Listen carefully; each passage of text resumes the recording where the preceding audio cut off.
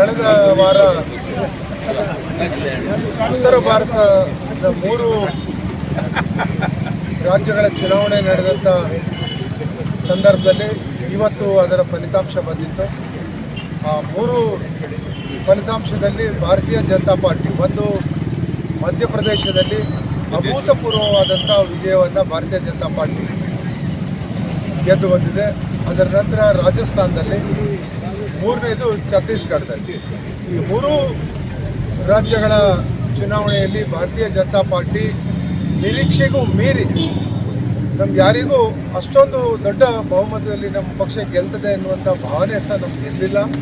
ಆದರೆ ಬಹಳಷ್ಟು ದೊಡ್ಡ ಪ್ರಮಾಣದಲ್ಲಿ ನಮ್ಮ ಪಕ್ಷ ಇವತ್ತು ಗೆದ್ದು ಬಂದಿದ್ದು ನಮಗೆಲ್ಲರಿಗೂ ಭಾಳ ಹೆಮ್ಮೆಯನ್ನು ತಂದಿದೆ ಅನ್ನುವಂಥದ್ದನ್ನು ಹೇಳಲಿಕ್ಕೆ ಬಯಸ್ತಾ ಇದ್ದೇನೆ.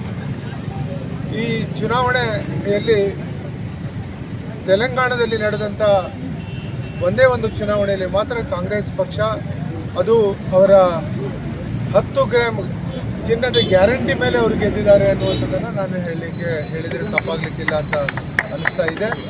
ಉಳಿದ 3 ರಾಜ್ಯಗಳಲ್ಲಿ ಈ 3 ರಾಜ್ಯಗಳಲ್ಲಿ ಭಾರತೀಯ ಜನತಾ ಪಾರ್ಟಿ ಗೆದ್ದಿದೆ ಅಂದರೆ ಮುಂದೆ ಬರುವ ಏನು ಲೋಕಸಭೆ ಚುನಾವಣೆಗೆ ಇದೊಂದು ದಿಕ್ಸೂಚಿ ಆಗ್ತದೆ ಅನ್ನುವಂಥದ್ದು.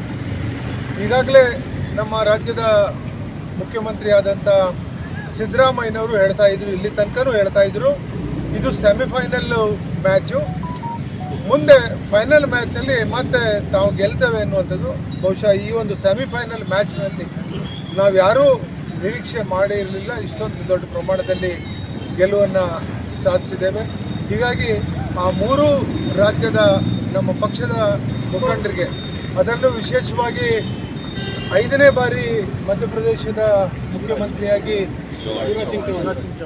ಶಿವರಾಜ್ ಸಿಂಗ್ ಚೌಹಾಣ್ರವರು, ಆಮೇಲೆ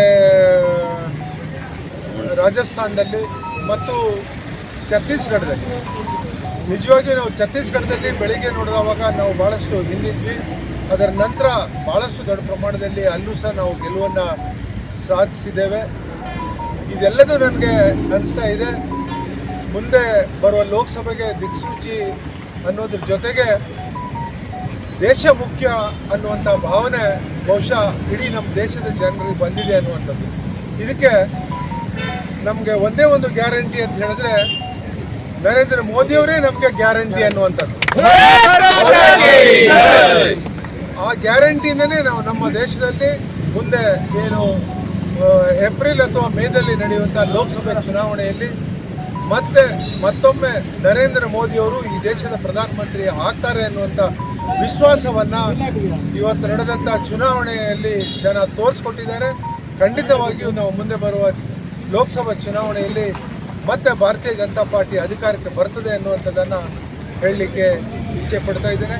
ಇವತ್ತಿನ ಈ ಒಂದು ಕಾರ್ಯಕ್ರಮದಲ್ಲಿ ವಿಶೇಷವಾಗಿ ನಮ್ಮ ಜಿಲ್ಲಾ ಅಧ್ಯಕ್ಷರಾದಂಥ ವೆಂಕಟೇಶ್ ನಾಯ್ಕರವರು, NS ಹೆಗಡೆಯವರು, ಡಾಕ್ಟರ್ ಜಿ ಹೆಗಡೆಯವರು, ಮಂಡಳದ ಅಧ್ಯಕ್ಷರಾದಂಥ ಹೇಮಂತ್ ಕುಮಾರ್ ಗಾಂವ್ಕರ್ ಅವರು, ಇನ್ನೂ ಅನೇಕರು ನಮ್ಮ ಪಕ್ಷದ ಮುಖಂಡರು ಈ ಒಂದು ಕಾರ್ಯಕ್ರಮದಲ್ಲಿ ಭಾಗವಹಿಸಿದ್ದಾರೆ.